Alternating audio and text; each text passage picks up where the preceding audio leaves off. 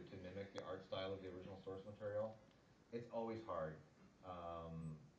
This one was probably the hardest. I mean, we had a really hard time with the Frank Quietly art in All-Star Superman. This was tougher. This was really, really difficult.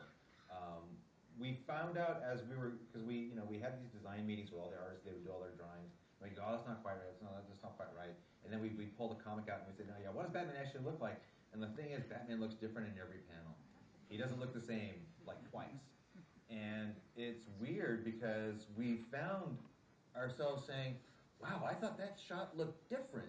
And it's weird. The comic doesn't look the way you remembered it, when you looked at it in 1986. And I'm not disparaging the artwork. I think the artwork is brilliant. It does look like it was done at top speed because I think Frank was like so excited about the story. He couldn't get it onto the page fast enough, and that gives it a certain raw energy and a certain vitality. But it's not, like I said, it's not consistent. And there's images that we had in our brains. We go, wow, I thought Batman looked like that. And we were going, oh, you know what? That's actually a poster that he did later on, or that was a cover that he did for the second edition of the comic. And it's like, oh yeah, his style had changed at that point. Or it was even, sometimes it would be like, oh, that's Sin City Frank Miller that you're thinking about. So we had a really difficult time trying to adapt that style into animation, and it just took a lot of trial and error. I think everybody on our design staff, I mean, Mel back there, he took a shot at it. John Suzuki took a shot at it. It's a little bit cobbled together from bits and pieces of other artists.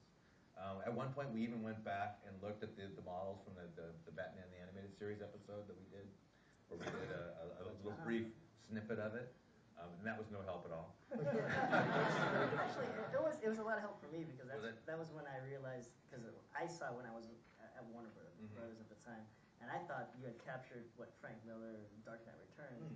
And so, in my mind, I thought it was exactly spot on. That's so funny. And so, when we looked at it right before we started designing it, I just thought, wow, it's totally different than Frank Miller. But I think what lends to this project, what really helps is the fact that because the subject matter and the color palettes you guys chose, and just the way that you guys presented it, my mind filled in the blanks that it was Frank Miller. And so when we were designing this, I remember Mel did a design that I thought, out of all of them, really kind of hit the mark in the sense that it felt as close to the Frank Miller. And so that's when we were like, okay, why don't we try to get it to feel like it? Doesn't have to necessarily be exactly like it. Oh, yeah. And then that's where we went from. But it was tricky because then we would get a design of Batman that looked right, but then we'd go, but wait a minute, he's only like 4 heads tall, which means he's like this tall, and he's wide, It's like, okay, you automatically have to start thinking, okay, how are they going to exaggerate that badly overseas? If every drawing isn't exactly perfect, it's going to look horrible. So then we go, okay, now we got to make him a little bit taller. Oh, now he looks too lean and mean. Now I got to make him squatter again. Now I got to make him wider. And we found it really difficult to find like an all-purpose Batman. So, but yeah, overseas actually sent me an email saying that we're concerned that Batman looks a little overweight. Are you sure? Are you sure this will work? Because he's doing a lot of action. And I'm like, don't worry, it'll work. Well, they kind of, what was really smart is I was really noticing this time too, is that it was really cool. They seemed to key in on that when he needed to be lean and mean during action scenes, they would kind of, just like the comic, because that's exactly what Frank did in the comic. When he needs to be lean and mean, he's a little bit more fit and trim. But when he needs to be a little bit more sad and pathetic, he's a little fatter, he's a little bit dumpier. So we got one guy on stage that acted quite well. What do you think he thinks of this, or will think of it?